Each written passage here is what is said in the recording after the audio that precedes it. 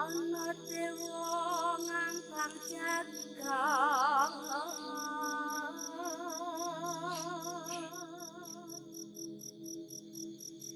nyangking bokor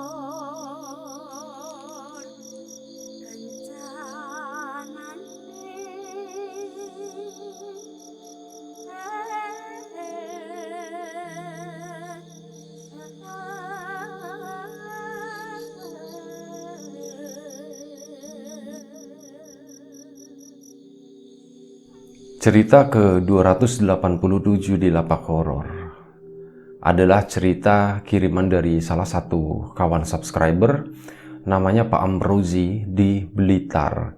Ada sebuah cerita tentang kejadian tidak mengenakan, kejadian serem, kejadian horor yang pernah dialami sama salah satu anaknya yang namanya Rizky. Kejadiannya udah cukup lama, sekitar tahun 90-an. Dan sebelum kita ke cerita, seperti biasa gue pengen ngucapin banyak-banyak terima kasih buat kawan-kawan subscriber semuanya. Terima kasih buat kawan-kawan yang udah kasih support, udah kasih dukungan. Terima kasih buat kawan-kawan yang udah kasih like, udah nge-share ke yang lainnya. Nggak lupa juga terima kasih banyak buat kawan-kawan yang udah ninggalin komentar. Nah, ceritanya suatu hari waktu anaknya Pak Amrozi atau Rizky itu masih kecil, kurang lebih sekitar kelas 3 atau kelas 4 SD, dia main-main dengan temannya. Jadi beberapa hari sebelumnya Rizky itu telah melakukan ini loh, hitanan atau sunatan gitu kan. Setelah udah hampir sembuh di hari kelima atau hari keenam, Rizky udah mulai bisa lari-lari, udah mulai bisa jalan kayak gitu, udah mulai pakai celana juga. Rizky mulai tuh main-main di belakang rumahnya. Habis sunatan, teman kan banyak yang main, rame di situ di belakang rumah. Nah, waktu itu lagi musim penghujan. Di sana itu ada sebuah sumur yang memang masih dipakai, dan karena hujan lumayan deras waktu itu, musim hujan udah pertengahan begitulah. Jadi debit air di sumur itu pun ikut naik.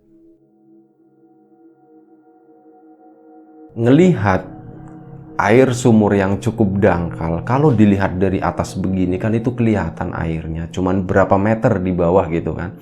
Nah, si Rizky dan teman-temannya tuh ceritanya kayak main mancing-mancingan. Main mancing-mancingan pakai pelepah pisang dikasih apa begitulah. Begini, dan tiba-tiba sesuatu yang gak terduga itu terjadi. Rizky, dia lagi nyandar sambil megang pancingannya itu di dinding sumur situ begini. Tiba-tiba ada sesuatu yang ngangkat atau ngedorong atau ngangkat badannya Rizky.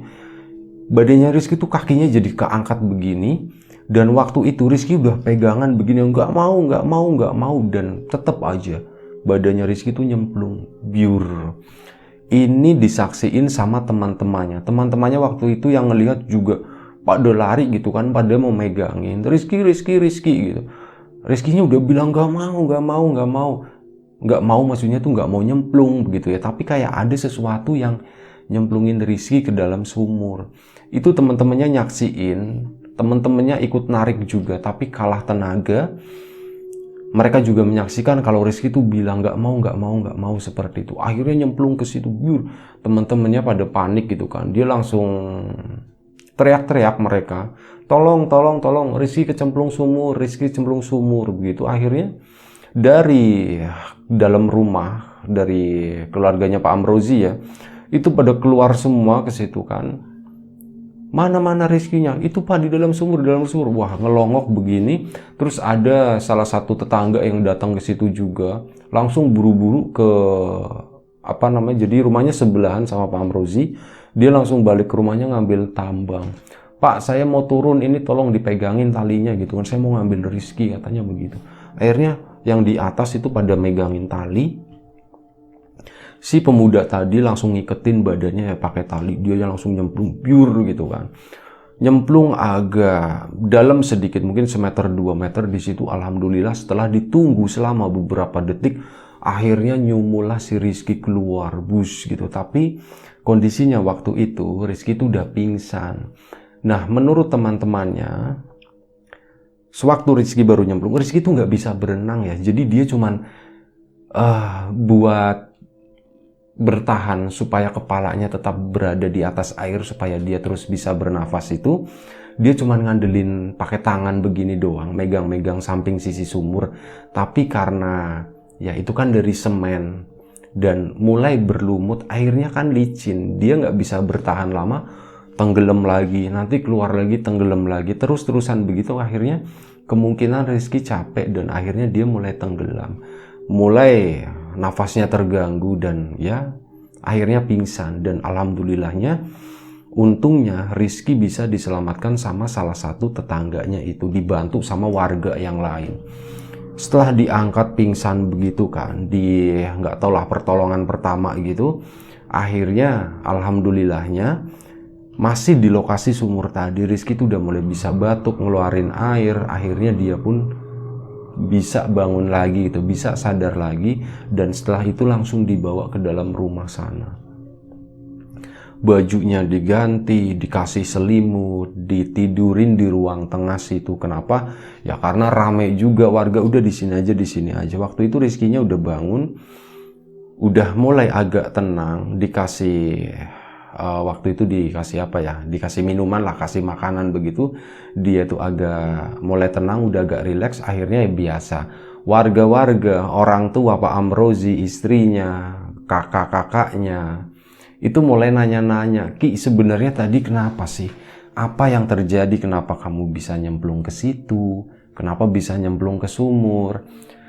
Rizky pun ngejawab, "Nggak tahu, Pak. Aku beneran nggak tahu deh. Aku tadi lagi mancingan begitu. Ini rame kan. Terus tiba-tiba aku tuh ngerasa kayak kakiku itu ada yang ngangkat, Pak. Ada yang ngangkat dari belakang begini kan, ngedorong gitu. Aku mau diceburin, dah aku udah teriak-teriak, nggak mau begitu kan. Aku pikir itu temenku, Pak, dikerjain. Ternyata pas aku nengok ke belakang, itu tuh nggak ada siapa-siapa. Aku kan sempet pegangan begini, pas nengok ke belakang itu nggak ada siapa-siapa. Makanya itu. Terus nah itu saat Rizky ngomong kayak gitu, teman-temannya pun pada nyautin, "Iya, Pak, bener, Pak. Tadi kita juga heran lah, Rizky ini kenapa dia ngangkat naik-naik begitu gitu, nanti kecemplung gitu kan." Akhirnya kita pada ngedeket, nah kita tuh sempet narik kakinya, tapi kita nggak kuat. Dan Rizky juga bilang nggak mau. Nah kita pikir dia bilang nggak mau tuh maksudnya nggak mau ditarik gitu. Oh ternyata kamu nggak maunya tuh nggak mau nyemplung, Ki, katanya. "Iya, aku nggak mau nyemplung, bukannya nggak mau ditarik gitu kan. Soalnya yang narik itu nggak kelihatan," kata Rizky begitu. Dan akhirnya Rizky pun nyemplung ke sana. Blung, saat di dalam sumur, Rizky itu sempet ya, masih sadarkan diri kan, lagi panik-paniknya. Dia sempet ngelihat ke arah atas sumur, ke arah sumur atas. Dia ngelihat ada banyak kepala di sana. Beberapa kepala itu dia kenal, itu adalah kepala teman-temannya yang pada ngelongok dari atas begitu kan, sambil teriak-teriak tolong, sambil manggil-manggil namanya. Tapi ada satu kepala itu yang Rizky nggak kenal sama sekali. Kepalanya hitam semua dari bawah, kelihatannya nggak ada mukanya, kepalanya botak, hitam, mukanya nggak kelihatan tuh karena saking hitamnya. Udah Rizky pun lemes, akhirnya pasrah gitu ya waktu itu, dan udah nggak inget apa-apa lagi. Nah itu ceritanya Rizky itu seperti itu. Hari pun berlalu, waktu pun berlalu, sampai malam hari di rumahnya Rizky itu masih rame. Karena banyak warga yang penasaran ya. Ada kejadian kayak gitu, kejadian yang sangat jarang. Bahkan hampir nggak pernah terjadi di kampung itu. Ada anak yang nyemplung sumur gitu, dan itu baru kejadian. Makanya warga pada penasaran, pada datang semua. Itu benar-benar jadi kayak hajatan ya, rame banget rumahnya Pak Amrozi itu buat nengokin Rizky. Nah udah menjelang makin malam gitu kan, tamu udah mulai sepi, udah pada pulang. Sementara abangnya Rizky itu masih nongkrong depan rumah, biasalah dia begadang kayak gitu. Rizky pun tidur, masuk ke dalam kamar. Kurang lebih sekitar hampir tengah malam, jam 12 kurang, Rizky itu tidur sama ibunya. Lagi enak-enak tidur, ibunya itu belum tidur, masih baru tiduran, masih kipas-kipasan begini gitu kan. Tiba-tiba Rizky itu bangun. Dia tidur telentang begini kan, ngadep ke atas. Tiba-tiba dia bangun begini, duduk dia si Rizky. Ditanya sama ibunya, "Ki, kenapa bangun gitu, mau kemana?" Diem aja, si Rizky diem aja, nggak ngerespon sama sekali. Terus ditepuk sama ibunya, "Weh, diem aja ditanyain. Udah masih malam ini, belum pagi, tidur lagi aja," kata maknya kan, kata ibunya. Tetap Rizky diem aja. "Ki," gitu, "weh, jangan diem aja, jangan ngelamun," kata ibunya. Nah, waktu ditepuk yang seperti itu, Rizky itu nengok begini ke ibunya. Ibunya itu sebelah kanan. Rizky nengok ke arah kanan. Ibunya itu kaget. Ibunya itu teriak-teriak ketakutan. Jadi yang dilihat sama ibunya itu bukan mukanya Rizky. Itu adalah muka orang lain yang mukanya tuh hitam semua. Hitam banget katanya begitu. Cuman matanya doang yang melotot warnanya putih. Ya ibunya shock gitu kan, dia langsung teriak, "Astagfirullahaladzim, Pak, tolong Rizky, Pak, tolong," kayak gitu. Akhirnya Pak Amrozi yang memang belum tidur juga sama abangnya, sama temen-temennya pun pada ikut masuk. "Bu, kenapa Bu? Ada apa, Bu?" "Ini Pak, tolong Pak, itu Rizky, Pak. Rizky itu mukanya kok jadi hitam semua gitu. Tadi dia begini, udah tidur, terus dia tiba-tiba bangun, terus ya udah ibu tepukin gitu kan, masih malam tidur lagi." Nah pas nengok mukanya Rizky berubah Pak. Akhirnya bapaknya masuk coba nengokin. Dan kata Pak Amrozi memang ada ketakutan juga waktu dia ngedeket ya, menuju ke arah kamar. Ada rasa takut juga gitu, waduh gitu kan, pelan begitu. Di belakangnya tuh ada ibunya, ada abangnya, ramean begitu. Ditengokin begitu. Nah si Rizky-nya itu udah balik tidur lagi, udah tidur tenang, tidur telentang lagi, dan dilihat mukanya ya masih mukanya Rizky gitu, udah balik ke semula. Akhirnya, wah ini ibu jangan-jangan cuman perasaan aja kali Bu gitu. Orang Rizky-nya tuh masih tidur begitu, ibu mimpi kali, udah tidur terus perasaan begitu setengah sadar kayak gitu kan. Enggak Pak, sumpah Pak, ibu itu enggak mimpi dan ibu tuh beneran ngelihat Pak.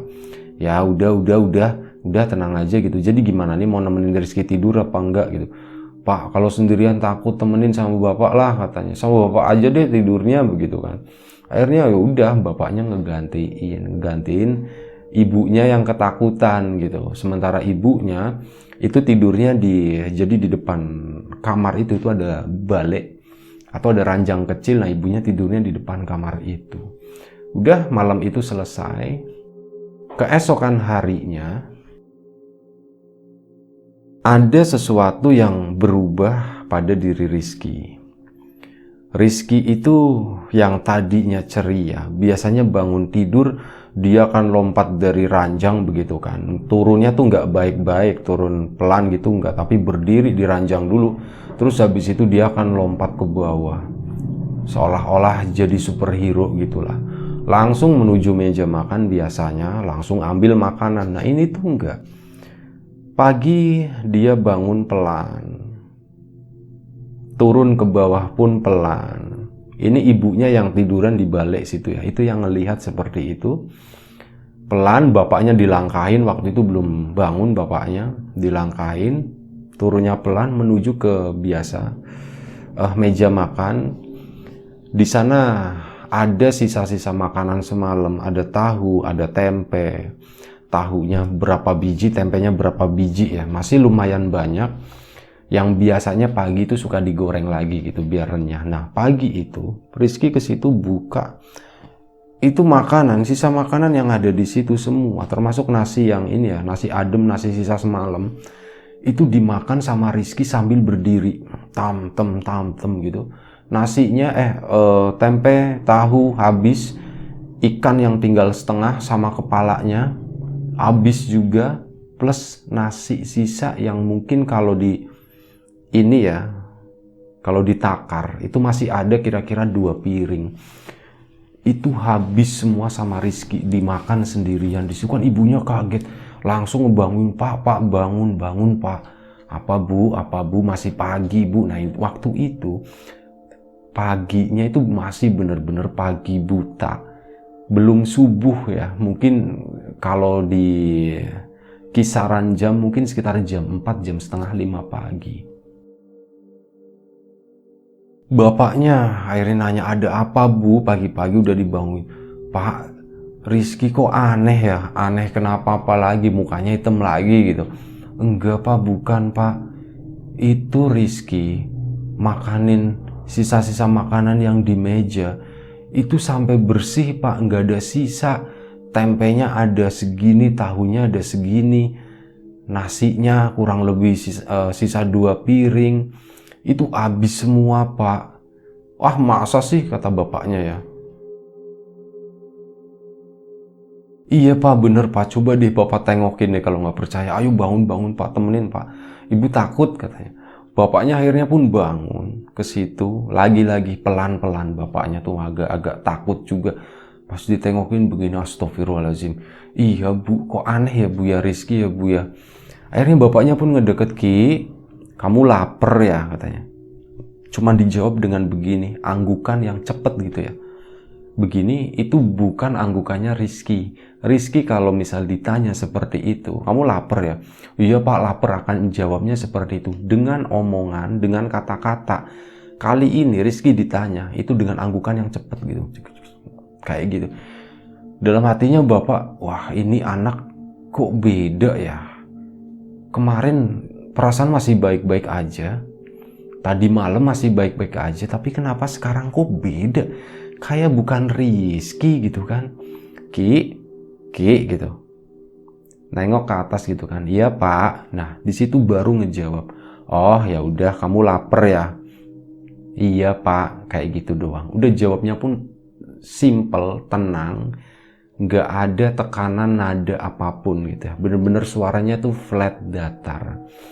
Udah bapaknya memang sama ibunya itu udah ngalamin, udah menduga kalau ada sesuatu yang nggak beres sama Rizky. Akhirnya abangnya tuh tidurnya di teras ya sama temen-temennya. Bu, itu si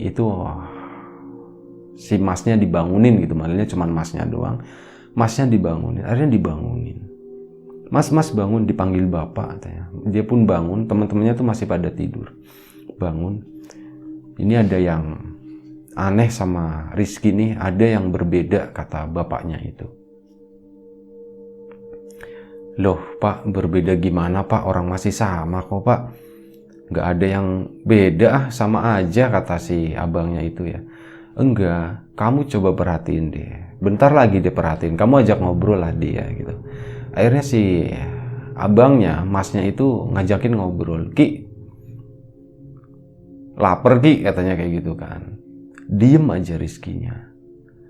Ki, lapar Ki gitu. Diem aja. Biasanya kan kalau digodain sama abangnya, itu responnya akan cepet gitu ya. Akan ketawa atau apa gitu. Ini tuh enggak. Rizky tuh beda. Jadi mulai hari itu, mulai pagi itu sampai hari-hari selanjutnya, Rizky tuh benar-benar berubah. Dia menjadi sosok yang pendiam, sosok yang agak menyeramkan. Jadi kalau misal memandang sesuatu, itu pandangannya akan selalu kosong gitu. Dia akan menatap lurus ke sana tanpa kedip selama beberapa menit. Itu berdasarkan pengamatan dari Pak Amrozi tadi, bapaknya itu. Itu katanya begitu pas awal-awal seperti itu. Sampai suatu hari, dari pihak sekolah, Rizky kan tetap masuk sekolah ya, diantar jemput begitu, karena kondisinya lagi nggak stabil seperti itu. Keluarga akhirnya inisiatif diantar jemput, dan dari pihak sekolah akhirnya memberitahukan setelah kurang lebih sekitar seminggu, bilang, Pak, Bu, kami mohon maaf, kami ingin menyampaikan sesuatu yang mungkin hal ini kurang berkenan di Bapak sama Ibu ya, mengenai Rizky. Gue ngopi dulu ya.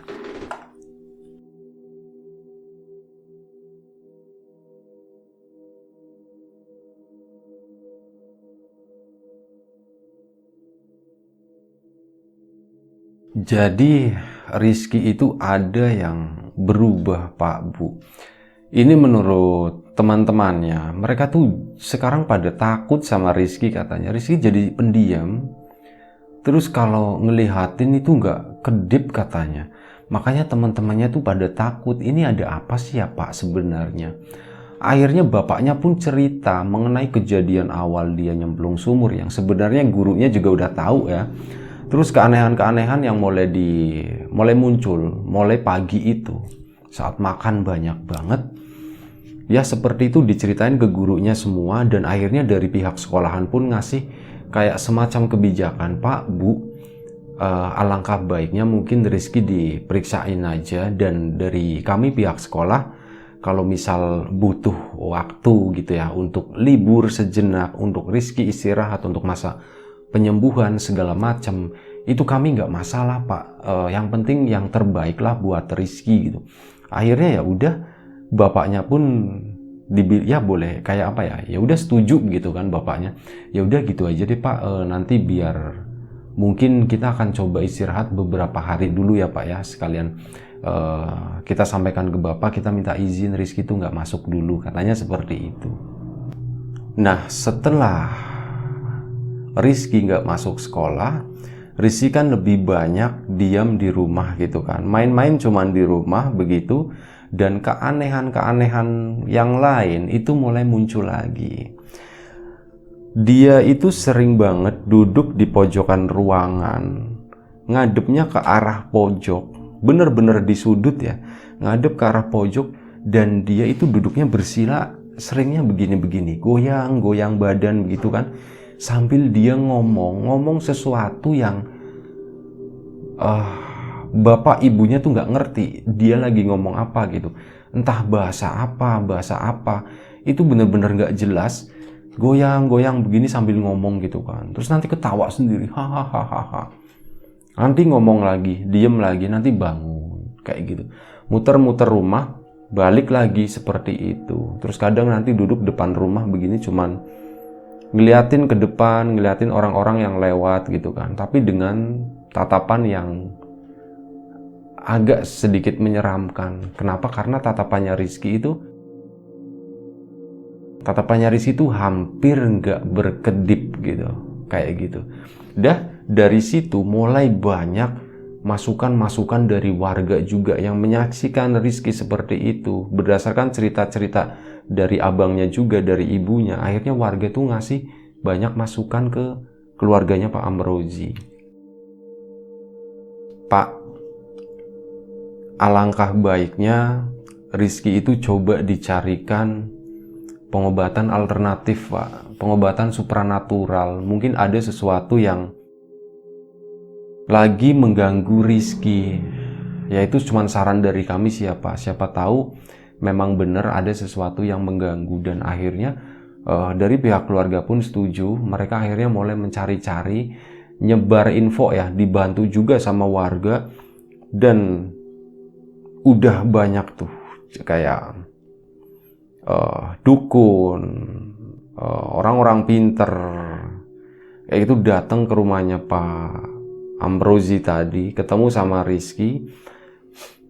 Dari belasan orang yang pernah datang dalam kurun waktu tertentu ya, berapa bulan gitu, itu ada belasan orang yang datang, silih berganti, nggak ada satupun yang berhasil menyembuhkan Rizky. Tapi dari semua yang datang itu bisa ditarik kayak garis merah gitu, benang merah, kalau Rizky itu ada yang ngendaliin, katanya seperti itu.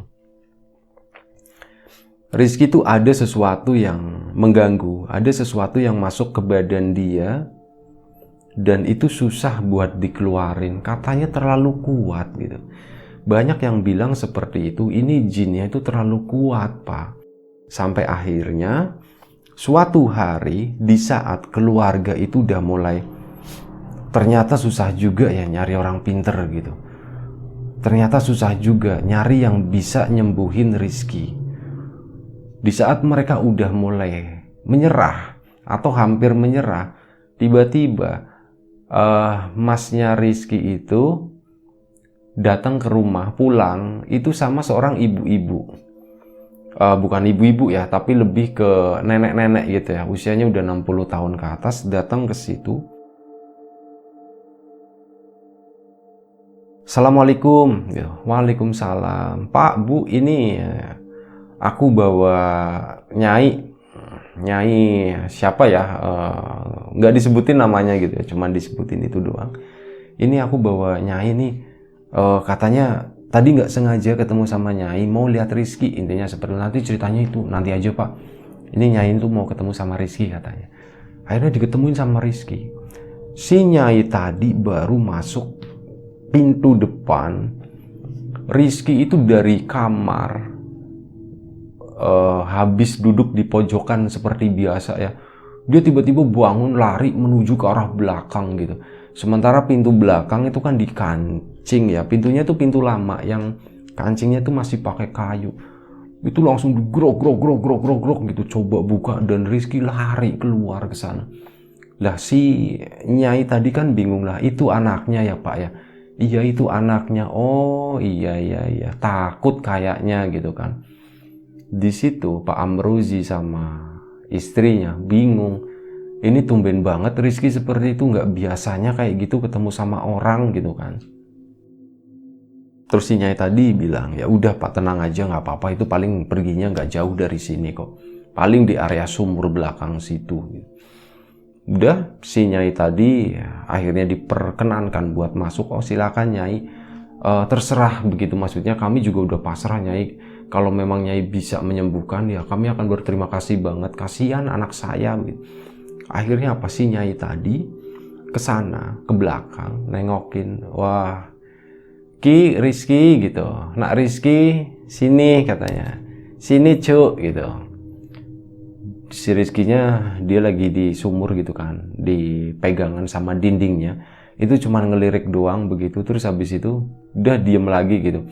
Dia tuh kayak ngancam mau naik begitu ya. Terus ojo ngono, jangan begitu gitu, udah nggak usah, saya kesini nggak mau ngusir kamu kok, katanya begitu si nyai tadi. Lah si masnya Rizky kan bingung loh, kok nggak mau ngusir, tujuannya kesini kan buat nyembuhin Rizky, kok bilangnya nggak mau ngusir gitu. Iya nyai itu nggak mau ngusir kamu, sini. Akhirnya dibilang begitu, si Rizky pun mau ngedeket terus apa, dipeluk si nyainya tadi. Dipeluk begitu kan, pelukan lah. Kakaknya juga makin bingung, Pak Amrozi sama ibunya juga makin bingung. Kenapa? Kok jadi nurut banget Rizky ya gitu kan. Akhirnya udah dibawa masuk. Akhirnya dibawa masuk dan si nyai tadi duduk hadap-hadapan sama si Rizky. Nah di situ si nyainya tuh bilang, Cuk kamu udah ya, yang nurut ya, jangan nakal, katanya. Sebelum Nyai mau pulang dulu hari ini cuman sebentar, nanti Nyai kesini lagi, katanya seperti itu. Udah mulai hari itu, sore itu Nyai tadi pulang, di situ nggak lama, mungkin sekitar setengah jam doang, terus pulang lagi, pamit, Pak, Bu, nanti saya kesini lagi gitu. Hari ini, waktu itu hari apa ya? Hari Kamis. Nanti saya hari Kamis kesini lagi. Udah nggak apa-apa, ini anak udah nurut kok, katanya seperti itu, kata si kata si nyai tadi. Nyai itu pun pulang. Rizky di situ udah agak sedikit nurut. Ada sedikit perbedaan. Rizky mulai agak sedikit ceria, meskipun cerianya itu agak beda. Yang jelas itu bukan cerianya Rizky, itu lebih mirip kayak ceria yang dibikin-bikin gitu, ceria palsu ya, begitulah pokoknya, kayak gitu gambarnya tuh seperti itu. Cerianya bukan Rizky, ceria itu palsu, ceria yang dipaksakan, yang dibikin-bikin. Itu menurut keluarganya Rizky ya, menurut Pak Amrozi, istrinya, abangnya, bahkan beberapa orang yang sempat berinteraksi dengan dia. Akhirnya apa? Ditungguin kan hari Kamis, hari Jumat, hari Sabtu, hari Minggu, berhari-hari, berbulan-bulan, bertahun-tahun, Nyai tadi itu nggak pernah datang ke rumahnya Pak Amrozi. Di tengah-tengah penantian itu, Pak Amrozi itu jadi nanya sama mas anaknya, anak yang pertama itu, "Mas, kamu ketemu Nyai itu di mana sih, kok sekarang malah janjinya hari Kamis, kenapa nggak datang?" gitu. "Nah, Pak, aku nggak sengaja, Pak, aku ketemu di jalan," gitu kan. Terus tiba-tiba Nyai tadi tuh nyamperin, "Gimana adik kamu?" gitu. "Piye adikmu? Wis mari durung?" gitu. "Gimana adik kamu, udah sembuh atau belum?" Nah, dikirainya abangnya itu Nyai tadi kenal atau udah pernah dengar beritanya begitu kan. "Belum Nyai," gitu. "Ya udah anterin Nyai ke rumah yuk, nanti Nyai sembuhin," katanya bilangnya seperti itu, Pak. Makanya ya udah aku ajak ke sini gitu kan. Dan itu ditunggu ternyata sampai berbulan bertahun-tahun. Kejadian tahun 90-an dan sekitar tahun 2000-an. 2000 lebih ya, 2007, 2008. Keluarganya Pak Amrozi itu udah lupa dengan cerita itu, sementara Rizky itu masih dengan sindrom atau gejala yang seperti itu. Dan ada keanehan lain yang terjadi sama Rizky. Jadi Rizky dari tahun 90-an itu sampai 2000 sekian itu nggak pernah tumbuh. Badannya itu masih sama kayak Rizky waktu itu, Rizky waktu kecil. Nggak bertambah tua sama sekali, suaranya masih tetap. Bener-bener Rizky yang sepanjang tahun itu ya udah seperti itu terus gitu. Dia kayak abadi, badannya udah kayak gitu, nggak ada sesuatu yang berubah gitu. Tingkah lakunya pun sama, ceria-cerianya ceria yang dibikin-bikin ya awalnya, tapi karena udah terbiasa akhirnya Pak Amrozi dan keluarganya itu udah kayak jadi cerianya natural gitu. Yang jelas kalau diinget-inget lagi, Rizky yang dulu sama Rizky yang sekarang itu beda. Tapi karena terbiasa ya udah, akhirnya dari pihak keluarga pun lupa. Sampai suatu hari di tahun 2007 atau 2008, hari Kamis sore, tiba-tiba ada orang datang, "Assalamualaikum," gitu. "Waalaikumsalam." Bapaknya Rizky, Pak Amrozi itu bingung gitu kan.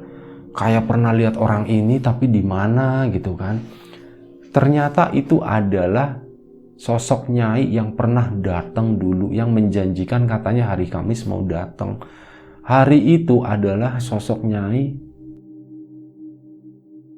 yang udah ditunggu bertahun-tahun, akhirnya datang juga. "Pak, masih ingat sama saya?" Penampilannya tuh sama, nggak ada yang berubah. Persis dengan bertahun-tahun yang lalu. "Pak, masih ingat sama saya?" "Nyai kan yang dulu katanya hari Kamis mau datang gitu." "Iya, betul. Nah, sekarang hari Kamis kan?" Kayak gitu, cuma dijawab enteng. Pak Amrozi tuh makin bingung. Akhirnya istrinya keluar, "Ya Allah, Pak, ya Allah, itu kan Nyai yang itu, Pak." "Iya, Bu." "Nah, dulu yang ditungguin nggak datang itu kan, Pak?" "Iya, Bu. Yang hari Kamis itu katanya mau datang nggak datang gitu kan, Pak?" "Iya, Bu." Nah, terus Nyainya, "Iya, Bu, mohon maaf. Jadi baru hari ini saya bisa datang. Baru hari ini, dan hari ini adalah hari Kamis gitu. Saya pengen ketemu sama Rizky." Kayak gitu. Wah, udah makin bingung deh. Pak Amrozi sama keluarganya tuh makin bingung. Ini apa yang terjadi, sementara abangnya Rizky itu udah menikah, udah menempati rumah sendiri, tapi nggak beda jauh, nggak jauh dari rumahnya Pak Amrozi ya. Akhirnya istrinya pun manggil, "Mas, ini sini." Akhirnya masnya pun datang. "Lah, Nyai, kok datangnya lama banget gitu kan? Kenapa baru datang sekarang? Kenapa setelah bertahun-tahun Nyai baru datang? Dulu katanya mau datang hari Kamis." "Iya, betul. Memang lama banget, tapi hari ini hari Kamis kan, sesuai yang Nyai janjiin kan." "Iya sih." Ya udah, akhirnya nggak dibahas lama. Si Nyai tadi mau ketemu sama Rizky. Si Rizky pun keluar dari rumah. Dia kayak ngedenger ya. Keluar, waktu itu Nyai masih berdiri di ruang pintu depan. Rizky keluar dari dalam gitu, lari duduk-duduk, terus meluk si Nyai tadi. Langsung dipeluk balik sama si Nyai itu. Peluk begini, dan setelah itu dah si siapa si Rizky itu tiba-tiba pingsan gitu. Pas pingsan langsung dipegangin si Nyai gitu kan. Tolong bantuin, saya nggak kuat katanya. Akhirnya dibantuin sama masnya, sama bapaknya. Si Rizky diangkat, dipindahin ke ruang tengah situ, ditidurin situ. Nah setelah itu, Pak, Bu, ini insya Allah Rizky udah sembuh gitu, dan saya mau pulang dulu.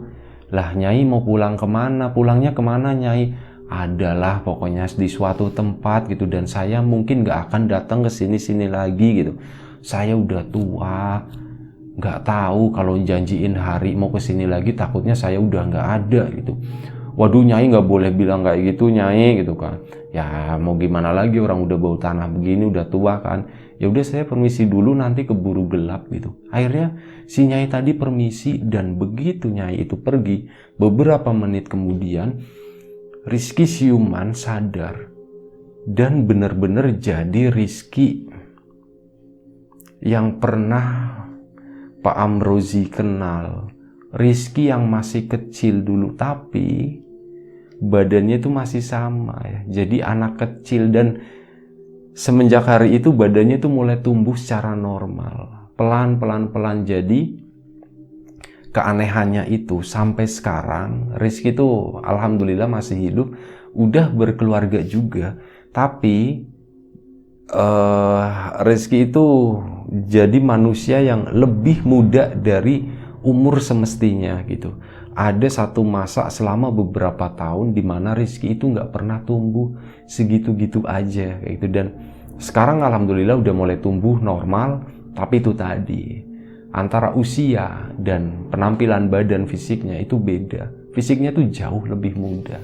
Nah itulah salah satu cerita dari Pak Amrozi dari Blitar. Terima kasih buat Pak Amrozi dan keluarga dari Blitar. Mohon maaf kalau ceritanya tuh agak berantakan, karena ini ceritanya lumayan panjang juga ya. Dan ya sekali lagi mohon maaf atas segala kekurangannya. Misal ada sesuatu yang kurang berkenan di hati, di mata, di pikiran kawan-kawan semuanya, untuk Pak Amrozi sekeluarga, untuk Mas Rizky juga terima kasih udah berbagi ceritanya. Ini nama udah disamarkan semuanya untuk menjaga privasi juga ya.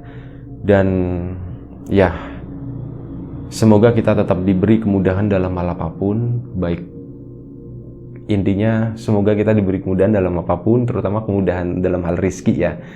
Kita ambil sesuatu yang positif dari cerita ini, dan kita buang jauh-jauh segala sesuatu yang negatif. Sekali lagi terima kasih banyak, mohon maaf sebesar-besarnya. Jaga kesehatan kawan-kawan semuanya. Assalamualaikum warahmatullahi wabarakatuh.